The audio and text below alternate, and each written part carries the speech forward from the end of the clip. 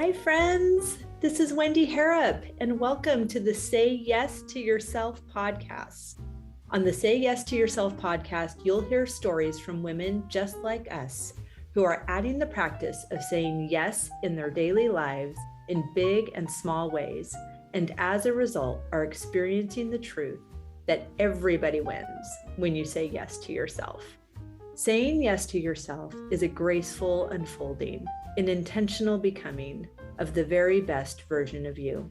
It is my hope that in these conversations, we are able to find our truth and be inspired and empowered to live our very best lives. I'm so excited to go on this journey with you, and I look forward to finding a bit of our own story in each other's.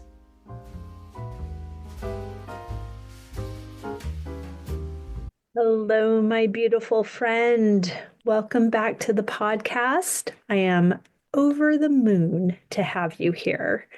How are you doing? How is January serving you?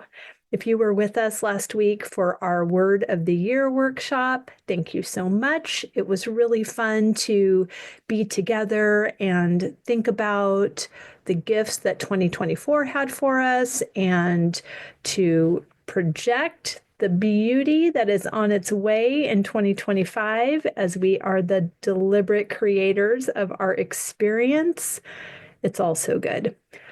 I also know that some of you are living in Los Angeles and your hearts are heavy with the recent devastation, and my heart is heavy with you. That is my hometown. And there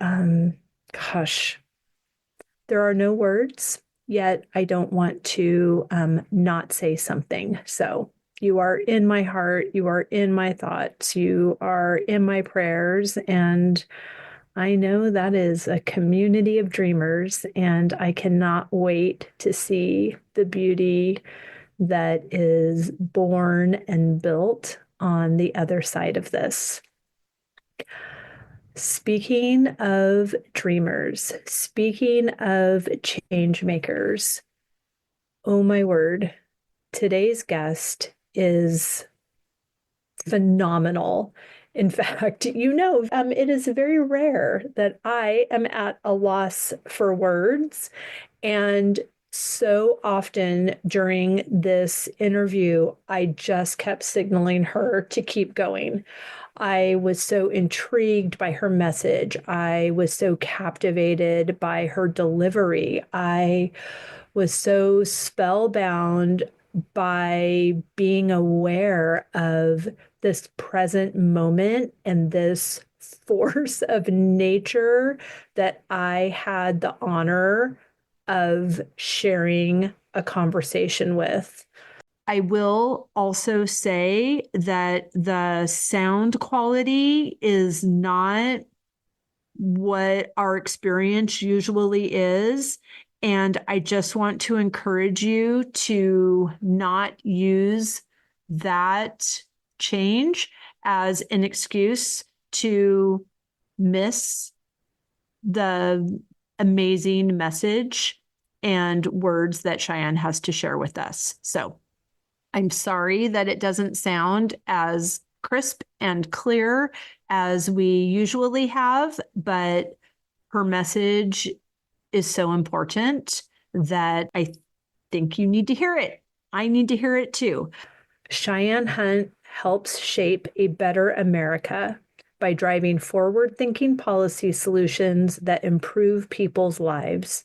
Her approach emphasizes coalition building and innovation aimed at developing bold solutions for a brighter future. Raised by resilient single mothers and as a descendant of Syrian refugees, her life story is a testament to the potential of determined advocacy in the face of adversity. Her journey, marked by personal trials and significant educational accomplishments, highlights her relentless pursuit to effectuate change, including her historic congressional run as the first Gen Z woman to run for Congress. Cheyenne's career, particularly her tenure as the youngest law clerk for Senator Amy Klobuchar, and her critical role with the Senate Judiciary Committee underscores her legislative acumen. As a digital educator and political influencer, she reaches hundreds of thousands of social media followers, demystifying complex political issues and empowering a new generation of problem solvers. Recognized by major media outlets like Newsweek, CNBC, and Forbes, Cheyenne advocates for tech accountability, women's issues, and the renewal of the American dream, ensuring that technological progress aligns with democratic values and securing a prosperous future for all. I cannot wait for you to have this woman's wisdom in your ears. So please enjoy this conversation with Cheyenne Hunt. Cheyenne, I'm really excited to have this conversation. Thank you so much for being here. Yeah, thanks for having me. I would love to start out with the question that I ask all of my guests, and that is, how are you saying yes to yourself in this season? Yeah, that's a really good question because, at least for me, that's not my forte. I'm really good at saying yes to everything else around me. I'm really good at saying yes to the people in my life who need help, to opportunities where I can try to find ways to be of service, be, helpful. I also am for a long time, I thought that saying yes to myself meant saying yes to every opportunity that crossed my desk. And I've had to learn the hard way that that's not so. And when I say hard way, I mean hard way. I just recently actually went through, and I'm still going through, kind of a health journey that came as a result of basically getting humbled by the consequences of my own lack of self care and have really just been forced to slow down. And I am finally getting to a point of surrender, not in the sense of giving up, but in the sense of radical acceptance of just where it is, the reality, and not lambasting myself for where I am and trying to approach the situation with a little bit more patience and compassion, which are not, patience is certainly not my strong suit, especially with myself. And so I'm saying yes to myself right now by working towards, and it's by no means perfect, a little bit of a better relationship with respecting my own boundaries. And it's really interesting. I think women in particular, there's this dialogue about boundaries that's gotten really popular. And it's always very like external. It's like, and that's obviously critical. And a lot of people like that's how it shows up for them in their life. But for me, I am a chronic boundary violator on myself. I will run myself over and bend myself backwards and split myself into a million pieces to try and do everything. And I've paid a price for that. And so I'm saying yes to myself right now by really trying to be a little bit more thoughtful about what I take on and what I do, and being a little bit more responsive to this human body that I am forced to navigate the world through. And, just really embrace that that's an inextricable part of my life.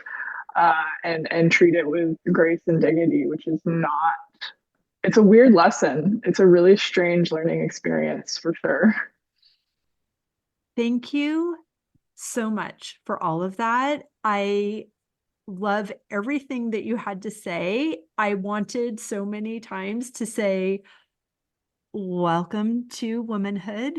Yeah. Welcome to the female journey. Welcome to the results of a culture and a narrative that has said your worth is in how many other people you can please, and by taking up as little space as possible, and by having no needs of your own, or God forbid, desires or wants or a voice or anything. And so I'm of course, I don't want you to go through anything that's physically uncomfortable or painful or scary.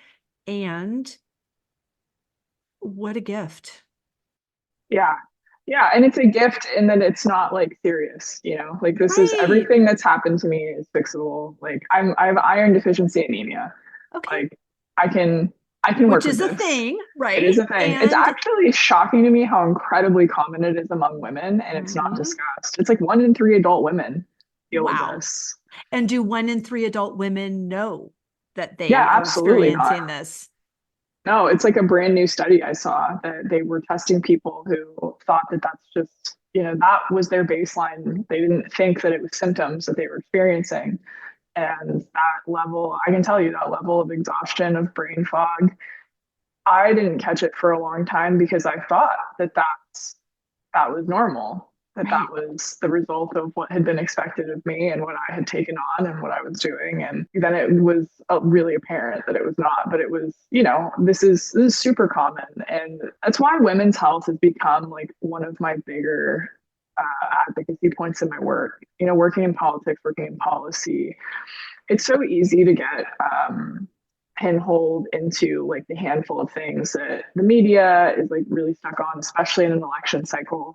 But when I think about the things that keep people up at night and the things that massively impact our quality of life, the gap in research funding and care for women's health is a huge, huge issue in society. And it affects beyond just women, like how we are able to show up in the world, show up for our families, but primarily for us and our quality of life. The fact that our pain is taken less seriously, we're more likely to die in the emergency room, we're more likely to have heart attacks that get diagnosed as anxiety.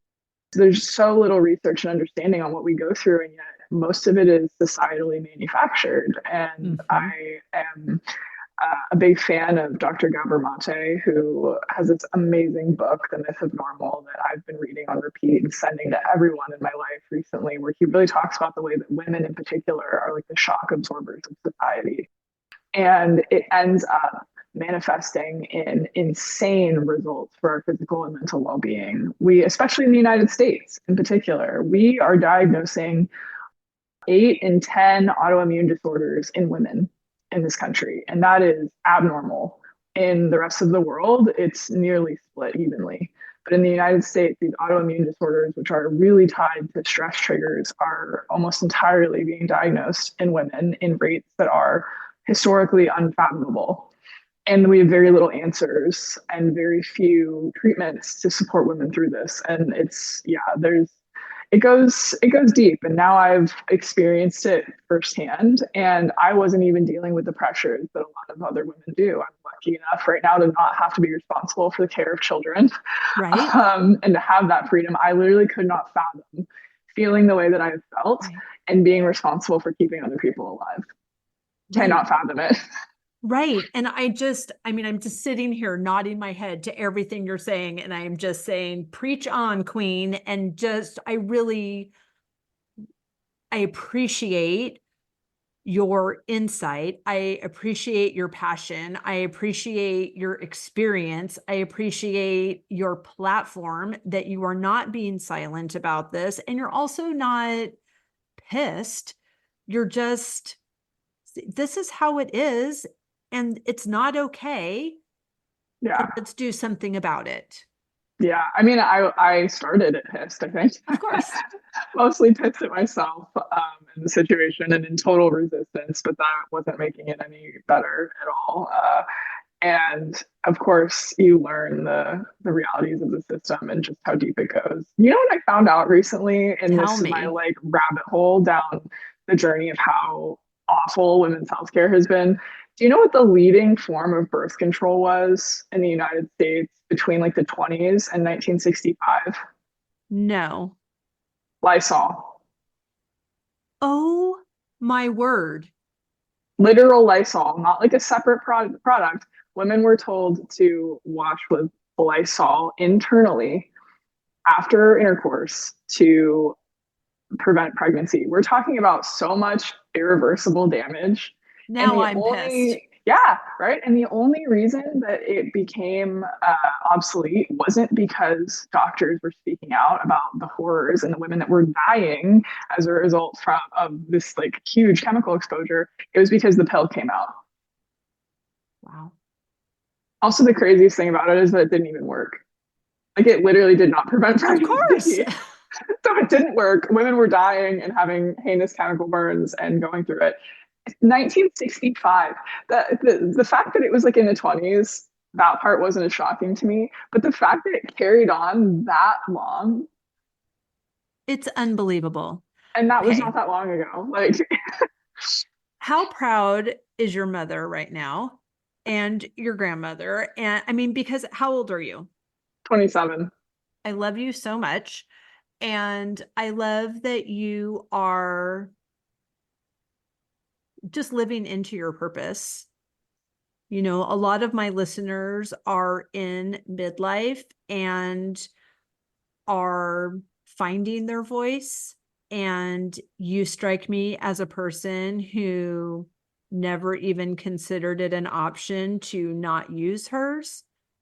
And I love that about you. And I love that you were in an environment that either supported that or so tried to oppress it that you were Yeah. having none of it and went the opposite direction. So I would love to hear anything that you have to say, really, which is not how these normally go, but I really am inspired and impacted by your messaging and the way that you are interweaving your personal experience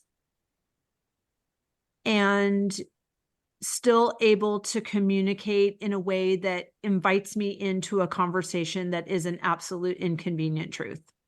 Yeah. Well, I think that that's such a common thing for women in general. We have this sense when we go through these things that we are completely alone Mhm. and that it's some fundamental flaw with us. Mhm. And when you dig in just at the lightest level to the research, it's both comforting to know you're not alone and also horrifying to see the magnitude of scale by which you are not alone. And there is a societal disregard for this specific kind of suffering solely on the basis of sex. It is it is rough. And so I have kind of taken up this mantle. And it's funny, you know, people didn't expect it from me. I have done a lot of work legislatively. I was a big, you know, protester. I was out there for climate. I was out there for reproductive rights. And now people are kind of surprised to see like a younger woman really like pushing the narrative on physical health and healthcare. I don't know any woman my age that doesn't personally have or know somebody who has a debilitating chronic illness. That's right. That is completely And disregarded yeah, completely and told her disregarded. that she's making it up. Yeah, I mean, I the number of anecdotal stories I have from my personal life of women in my personal life who were told they had anxiety or that it was just menstrual cramps, and they found during surgery lesions of endometriosis that had climbed up around her lungs. Like we are so systemically undervalued and disbelieved, and it's going to take like a complete overhaul, and it starts with that conversation. And yeah, I mean, back to your your very kind words about where I was raised and where it comes from.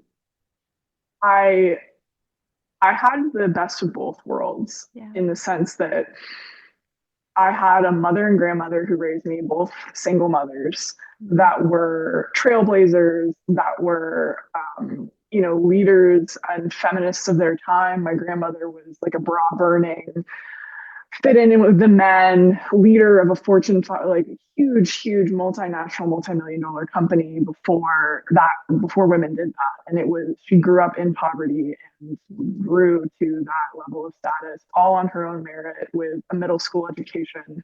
Wow. And was an unapologetic badass. But also had to do it by really shedding and hiding her femininity and, taking on that very masculine role. Then my mother is a humanitarian and leads an international nonprofit, and she went the total opposite way in this total hyper feminine reclaiming of that energy. And I got to really be raised by these women and all of the women around them that became family to me. And at the same time, I grew up with domestic abuse and living through some really, really scary, difficult stuff on the other end. And so much of my childhood was being told to speak up because if I didn't, the stakes were just too high. Yeah. And I was born naturally like a very quiet, shy, soft child. And I grew up with a lot of fear. I grew up with a lot of uncertainty on that other end. And I had these women that were my anchor. And yet we also just went through a lot. I had a parent incarcerated. It was an uneasy time. And I think that so many of us are faced with that choice where you often have to silence your voice to survive. And then you come to a place where you realize that that's not really survival at all. Right. That's its own nefarious kind of death. And my experience of the world was one where women were just so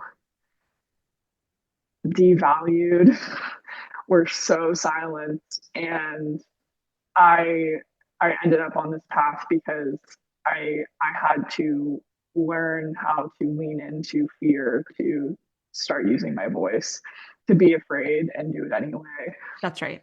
And, I think a lot of people think that leadership is that you become fearless and they strive to be fearless. Mm-hmm. But I can tell you, I have done a lot of really scary things in my life. I've done a lot of things that people think would be leadership things. I worked in the United States Senate. I worked on the first impeachment of President Trump. I've advised the White House. I was the first Gen Z woman in this country to run for Congress. I've done a lot of things that people see potentially as leadership roles. And I have always been terrified.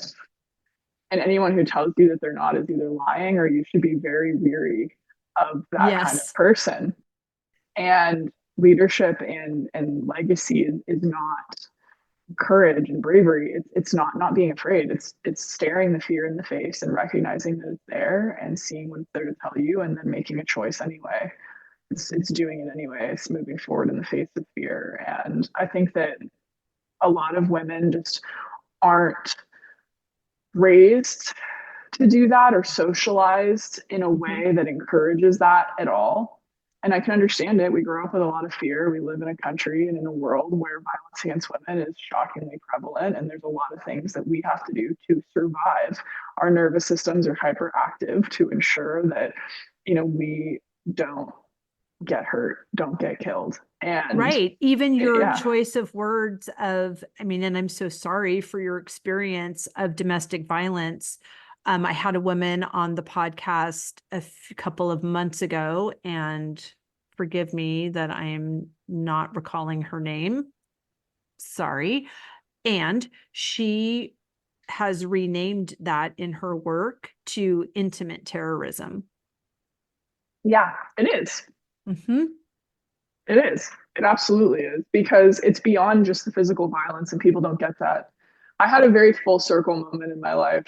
The custody battle between my parents went on for over 10 years. And it was record breaking in the state of California and unprecedented. And it was a really formative experience in my life. And then I went on in law school and was randomly assigned the domestic violence legal clinic. And I ended up full circle representing families and mothers and children that looked almost exactly like mine. And to see both the progress that was made in the law and also how little there had been, and the ways that we don't believe women and we don't believe girls. It was crazy, but to also, you know, see the ways that violence is done without ever laying a hand on someone. Mhm. And finally, especially in the state of California, the law is starting to catch up. We're starting to get legislation about stalking, about and related to financial abuse, like controlling and withholding finances, about other kinds of coercive control, like partners who take passports, partners who hold on to your driver's license and your car keys. But in so many states, that doesn't count. It does not. The fact that we don't even have like a federal stalking law right now. I work for Senator Amy Klobuchar, and that was one of her big things was she was deeply concerned about the boyfriend loophole, and that if you have somebody that you were in a relationship with and you broke up or it didn't go well and then he started to literally stalk you, there was nothing that could be done. It was not included in the Violence Against Women Act. That person could be standing outside your house day and night taking photos of you, harassing you, and there was nothing that could be done. That's insane. It's insane. I have Yeah. so much to say and no words at the same time. I just want you to keep going. And I am honestly, and I want to say this, I wrote it down. I'm going to say it in the introduction as well. The audio is not translating well. The audio is really, it's awful. And I do not want that to be an excuse for somebody not listening to every single thing you have to say. And so Well, that's a I'm, bummer. I know, but I'm calling it out now, and I'm going to call it out in the introduction because it's just another way of silencing the things that we have to say. And that's making me mad. But I'm so, again, sorry. I'm trying to think of a better word. Um, it is unfortunate that you've experienced the things that you've experienced, and what you are doing with those experiences and the fuel that those experiences are to operate this machine that is not stopping except for to care for yourself in a way that is healthy and holistic so that you can keep sharing your message and using your voice and creating a movement, a divine feminine rising around you and with you to support you as the mouthpiece of so many that either don't feel safe using their voice, don't have the words to say it as beautifully as you are saying it, or don't even know that they have agency or choice and that they Yeah. can have a different experience. So I love everything that you're doing. I feel like a better person for having this I'm having a conversation, for listening to you. I feel like truly it's really a gift, Cheyenne. You are a gift. No, I appreciate that. A lot of what I talk about now is really repurposing the research and hard work of incredible doctors and of social scientists and people who have been doing the hard labor of getting to the root of the problem. But it's easy to listen to you. And that's the key, right? Like that is the key. You can have all of the data, but if nobody can wade through it, Right. then it's not as effective as having a spokesperson like you. Right. Yeah. I mean, it's something that I try to platform every time I can. It was like I said, it was never my beat. It was never my issue. And it's as soon as I really started to dig into it, it's crazy all the ways that I saw it in my life. I mean, my mom has an autoimmune disease that showed up for her in the midst of a domestic violence episode.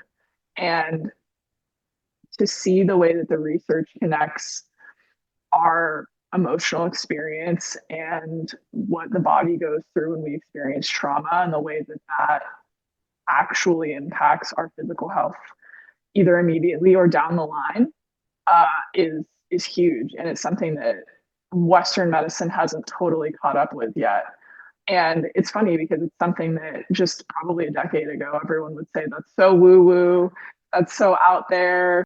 But I mean, it's hard science now. Like we have it in the data that when we go through traumatic experiences, it's stored in the body and it plays out in a myriad of different ways, and especially for women. And there are so many things that we just get told are normal, are just normal experiences of womanhood. And it's interesting now, there's this idea that we live in like a post sexist society, that we're beyond that. But the fact that women are now able to participate at higher levels in the workforce, the fact that they are the majority of people going to get higher education degrees now, that they are more likely to become the breadwinners in the modern marriages, that hasn't changed the fact that they are also still most likely to be bottom line responsible for care tasks in the household, that they are most likely to be responsible for caring for their parents or the parents of their partner, that they're also most likely to be navigating all of these insane weights at home.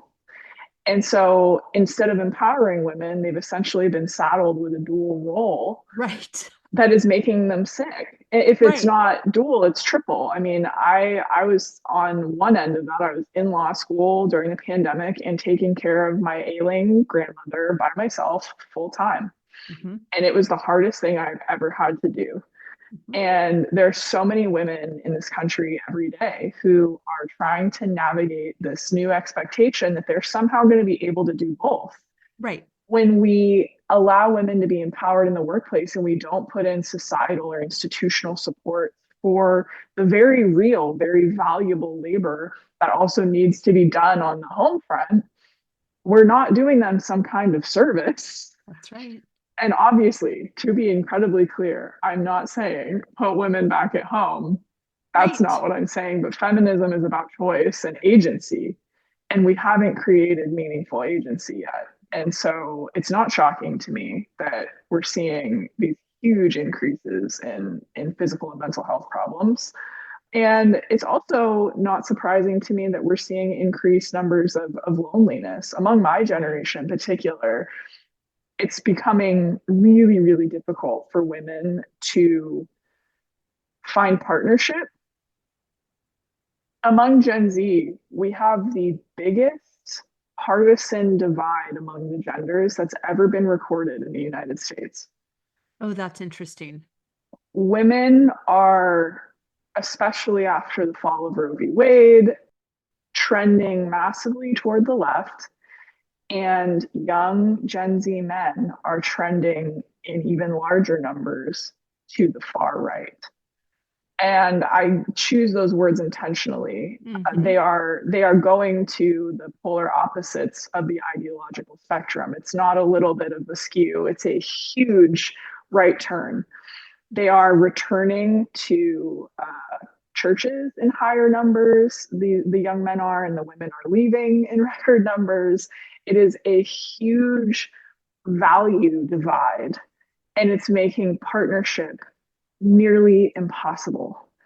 Not to say that that on its own is a deciding factor, but in today's society, when politics is so tightly wrapped with morality, it's become this huge dividing factor. And women are also now, again, becoming higher earners. Young women are getting more degrees, they're having more success in the workplace. And it's this epidemic of loneliness. And a lot of people I've found that are talking about this right now are talking about it from the young man's perspective. And they're saying, we've got a problem with boys. They're not getting girlfriends. They're not getting laid. They're having trouble getting jobs. Why aren't they getting degrees? But not to say that those things aren't important and that we need to like take a look at mental health and loneliness among young men, we do. But the conversation that's not being had is, sure, young women are experiencing some success in the workplace, and that's great. But at the same time, they're dealing with an entire generation of men that has very regressive beliefs about that success, Right. and that is taking action to actively try and undermine it. And they are struggling to find partners. That's contributing deeply to an epidemic of loneliness and isolation. And we're seeing record numbers of women that are single by choice and not even attempting Mhm. to look for partnership, that are childless by choice because it's becoming too expensive, too stressful, and they don't want to end up also being responsible for taking care of a man. Right. And they're also battling this whole internal mental piece of perfectionism, of Mhm.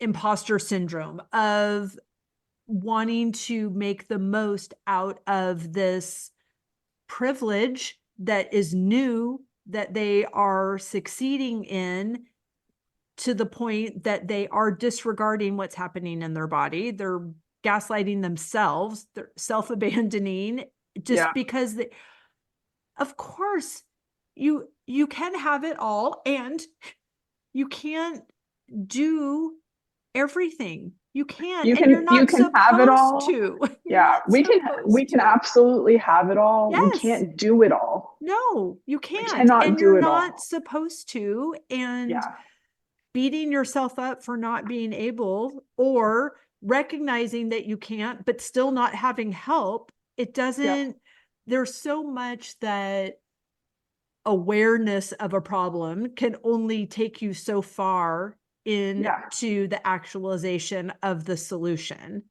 yeah, But the conversation, the stepping out of isolation, whether perceived or actual, is what has the conversation get bigger, have more people a part of it, which then a solution that is effective, that is an actual solution, not a band-aid, is where that can gestate and can come to fruition. yeah. Yeah, I mean, I think that one of the other reasons I was hesitating to start like really getting into this issue and start talking about it publicly is because people want you to have a pretty wrapped up solution in a bow Oh, well, isn't that to, nice for them? As soon as yeah, they deliver one to us, I'll deliver right. one to them. Yeah, because they're like, okay, well, wow, that was really heavy. I want to end this Mhm. on like a positive Do note. ya? So, like, Okay. what do we do? And like, it's just not an easy answer. There's so many things because it is a historical, societal, That's right. moral, ethical, political, health. Like, there's so many variables that have created where we are. Yeah. And you have to address it piece by piece by piece. The lack of support by the government for the traditional labor that women have really served and performed in the household is one of those fundamental things. And people think it's crazy, but every other developed nation is providing support for either caregivers or parents or any of these things that we just assume that women will provide Mhm. uncompensated and unsupported. Mhm. And I mean, recently JD Vance was asked what his plan was for childcare in the country, and he said, I think grandma should get involved. Shh. And it's just, it is Wow. an assumption that the purpose of women is to be multi-generationally your caregiver, That's right. and that, that's, it's on you, it's on us. And it really is a profound disservice. So, and it's great that now all the candidates in the race have started to talk about, child tax credits.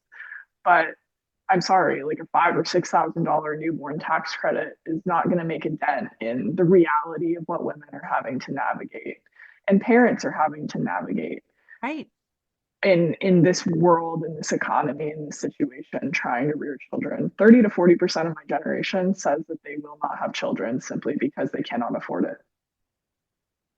Like Wow. that's the reality that we have created. Mm-hmm. And it's going to take comprehensive policy solutions, bold, urgent action if we want to rectify that situation. And if they think that the answer is restricting reproductive health care, you're just going to end up with a lot of very unhappy, impoverished families and children, and situations that the government will eventually be paying for on the back end, whether it's through the pipeline of mass incarceration or emergency healthcare services for people that don't have insurance. That's how this plays out. We've seen it when reproductive rights get restricted. There's increases in crime, increases in poverty, and increases in general societal trauma. So this is not the answer.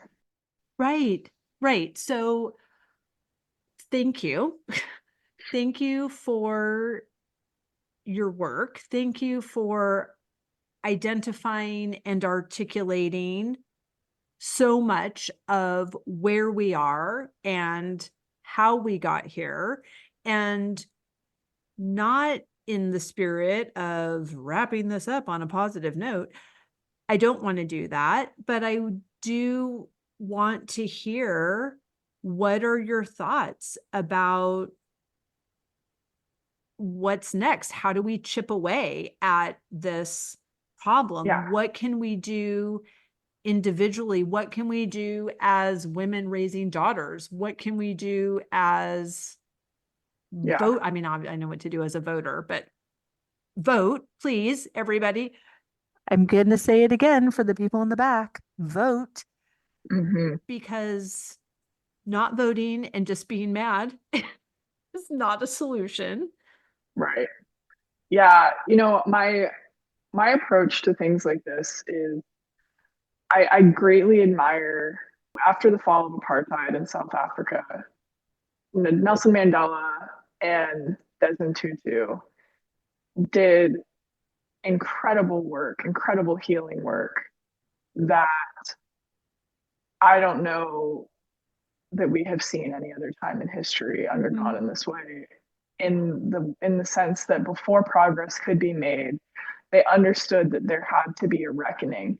There had to be full, open honesty and acknowledgement. And so before they even got to the phase of trying to fix the problem of all the harm that had been done and the discrimination, there was a national process of acknowledgement. People who had been involved in the system of apartheid, institutions that had effectuated it through private or public policy, they were forced to come forward and disclose and be open and to really reckon with the harm that was caused.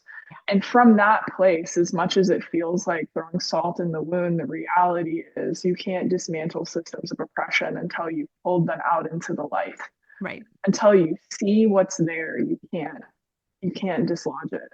Right. And I think that, you know, people think that it's performative and that they're not particularly helpful. But in my time working on Capitol Hill, some of the most impactful moments that I saw in Congress were public hearings where a little taste of that spirit started to come out. I think a lot of people remember the Larry Nassar hearings when the gymnasts came forward and very, very bravely and vulnerably described the horrid details of the abuse that they went through at the hands of this man and the cover up by USA Gymnastics. These are the kind of moments that are necessary to effectuate change because it puts in the public consciousness an understanding of how high the stakes are, how deep the pain is, and the fact that refusing to take urgent, bold action is not an option.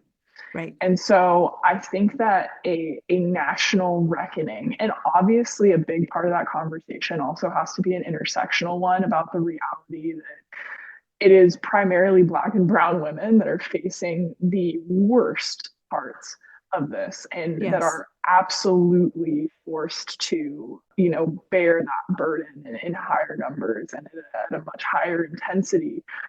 But from there, we can look at it systemically, like genuinely what needs to happen, because there are so many levels on which we need a fresh approach. We need a fresh approach when it comes to healthcare, when it comes to healthcare research and prioritization.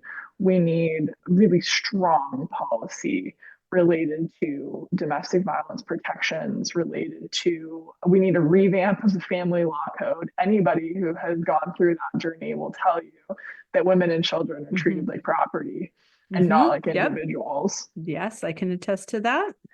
You know, we need to really look at the reality of what we have done when it comes to the restriction of reproductive health care. And I think that's starting to happen when you see that every single abortion ballot measure is being passed in even the most red states. Every single one that's been on the ballot has passed. People don't want this. Right. Like, this is so far beyond, this is so extreme. And I think a lot of it is honestly a rebound and a reaction to a deeper societal pain, which is young men are dealing with an unprecedented mental health crisis that has been really caused by loneliness, by the tech revolution that has isolated us in like the world's most crowded chat room where we've never been more alone. Right. And that lack of social connection, the lack of purpose. And if we want to make sure that women aren't the scapegoat, we also have to get to the root of that problem too. Right. So there's a lot, but I think that on the individual level, as I understand that all of that sounds very like macro, but also beautiful and attainable. Yeah, I mean, we're not talking about a revolution here, but we kind of are. Yeah, we kind of are, but it's appropriate. It's appropriate and it's warranted. But I think on the micro level, women are really leading this charge in that, you know, I love to see the way that women in my life are raising little girls right now. Like, it is so incredible. Even down to like the littlest things. Like, you don't have to hug him if you don't want to. That's right. I have a 10-year-old and I appreciate that you see me in that. Yeah. Because I am supposed to be her mother for a reason. And I am happy in that role. That did not happen. That's right. When I was a child. That was, you were rude. You would be, if you would be in trouble, you would be physically forced into the contact. I was of such a mindset of being pleasing with my words that I didn't want to hurt the feelings of the person that was sexually abusing me, because I didn't want to seem offensive to them or make them feel uncomfortable. Yeah. That makes me want to say a bad word, but I'm not going to. I've never heard someone articulate that before, but I literally had like almost the exact same experience. I wouldn't testify because of the idea of hurting someone's feelings, which was so deeply ingrained by the time I was like 4 years old. Also, not to talk about the fact that, like, you know, it's like, I can't think of a woman that hasn't basically every day since 7 or 8 years old been relentlessly haunted by the thoughts of our body and our size and how we are being perceived. It is really cool to see the tide starting to change on the way that women are raising their daughters. And it's the breaking of generational curses. It is. And I don't know if it's just my bias of perception, but to me, it feels big. It is big. I think that change is usually incremental, but this feels like a much bigger jump that this generation of like female parents are taking than our parents took or their parents took. It's a quantum leap for sure. Yeah, that's how it feels to me. That's how it seems. You may own that feeling as truth.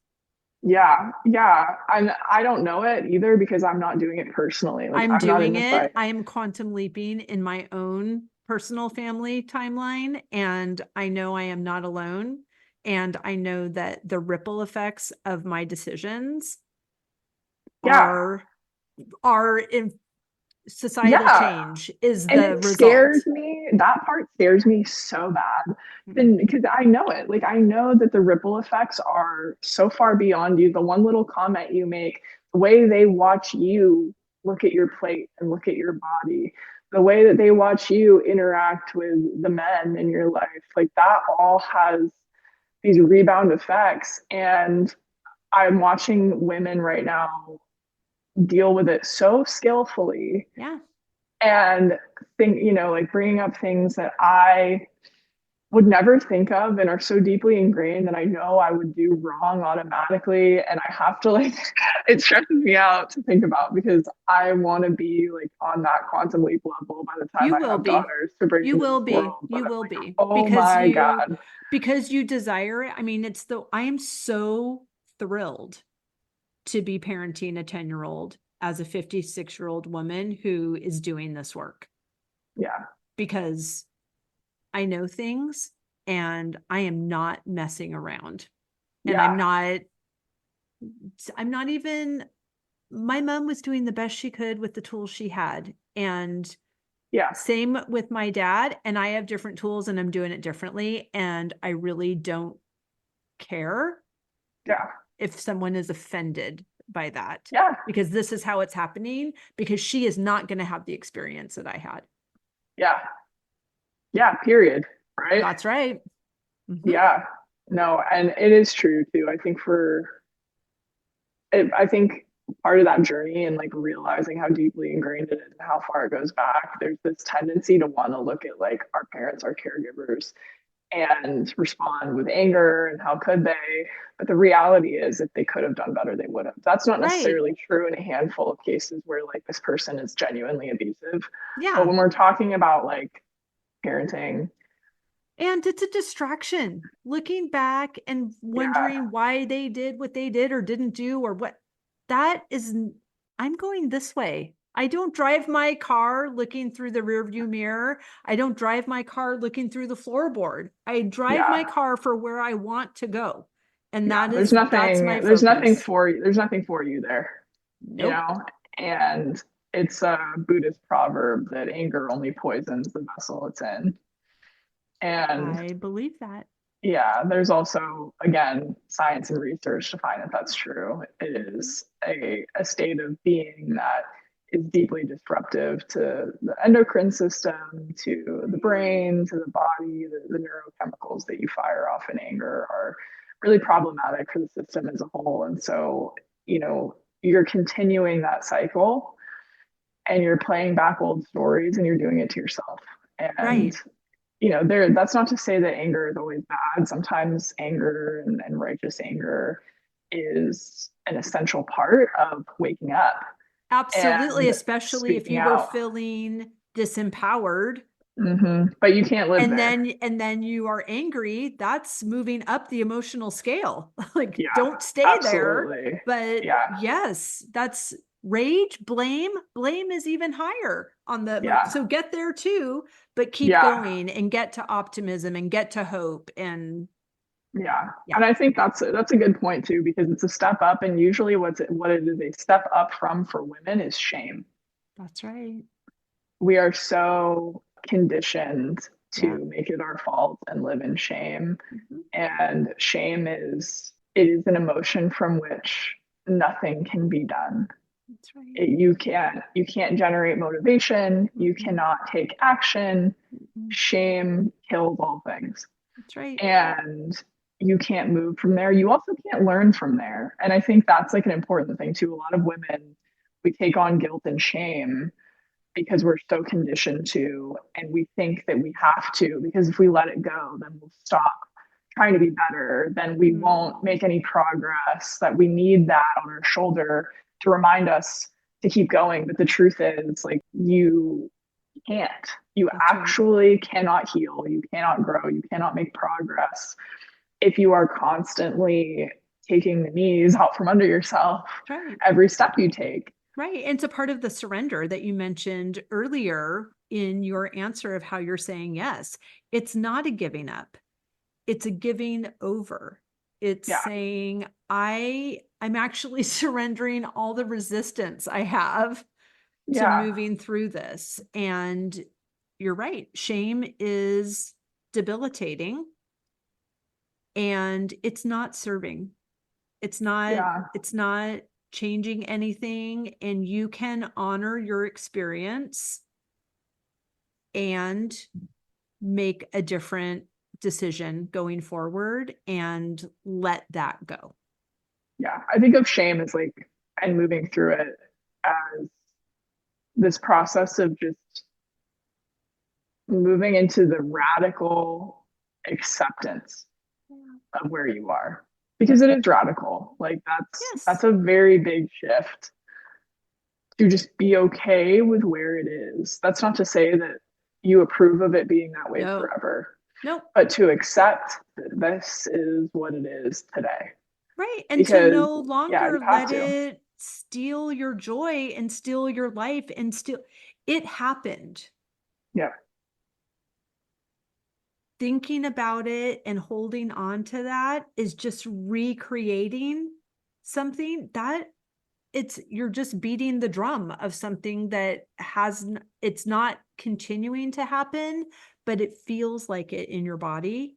And that is just keeping you in a state of powerlessness, which is exactly where they would like us to stay, because we're No, it is. quiet and we are compliant, and that's not helping anybody. Yeah, and that's my favorite part about this kind of conversation is you can zoom in on the micro individual level of what it's like in our individual experience as women. But when we zoom back out again to the macro level in the system, all of these experiences that have become so universal for all of us, there is a system in place that creates it Mm-hmm. and makes it so. Mm-hmm. And it's self-perpetuating. Mm-hmm. Because the people that rise to the ranks in power have either experienced that this is the role of women or are women who are living through the very same systems of Mm-hmm. shame and guilt and all of these pressures and this idea that we have to be perfect, we have to do everything. And those are the people that are in power making the decisions about policy. And it may not seem like a clear through line, but it is. That is how we end up with people running for president saying that childcare should be done by grandma, that's their policy. Right. That is how we get there.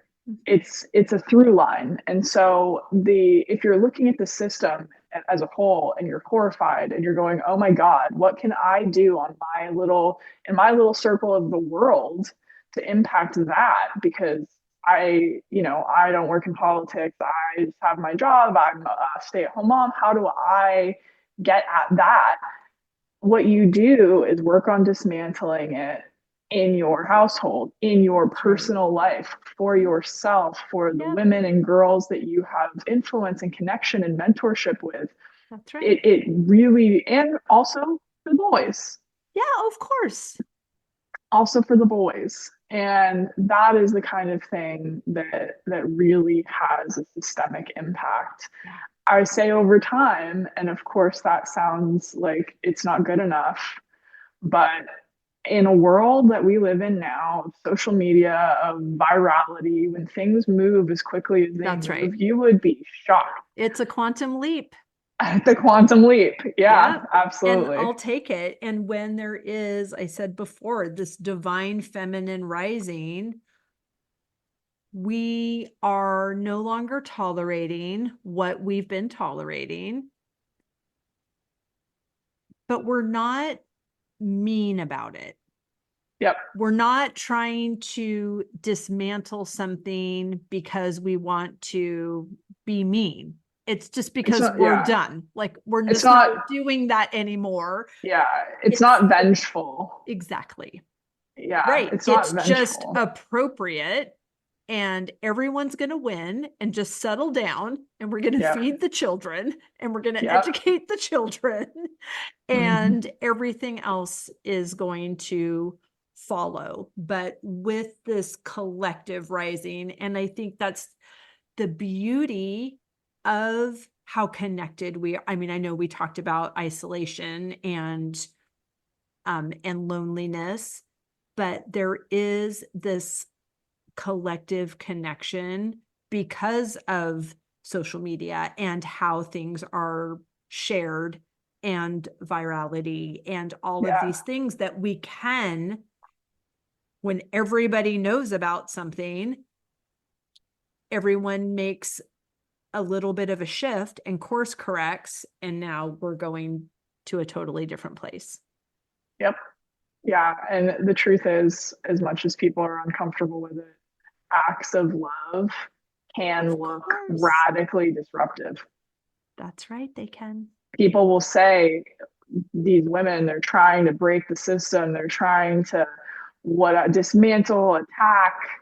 They think it's whatever they're going to make it out to be, but the reality is acts of love for ourselves and the future can appear radically disruptive in a system that doesn't make space for them, and that's okay.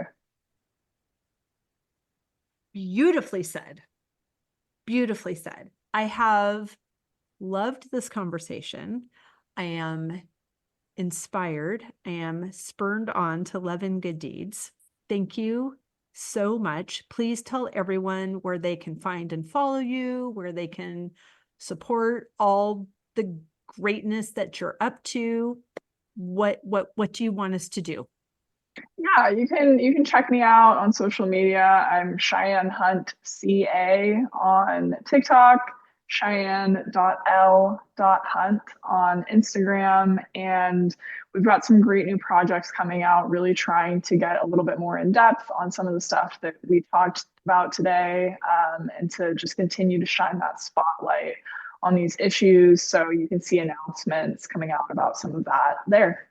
Fantastic. And we will link everything down below in the show notes.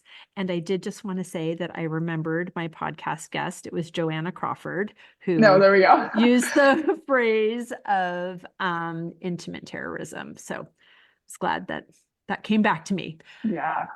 Thank you. Thank you so much, Cheyenne. I loved this conversation. Yeah. Thank you, Wendy.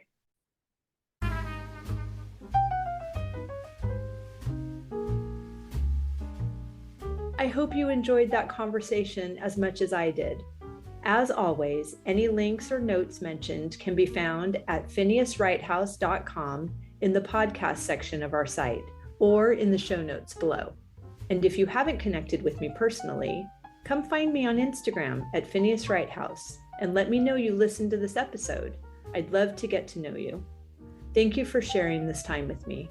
I know your days are full, and I'm really grateful that you chose to spend some of your precious time right here. Be sure to subscribe to the podcast so you don't miss any of these delightful conversations. I'll see you next week.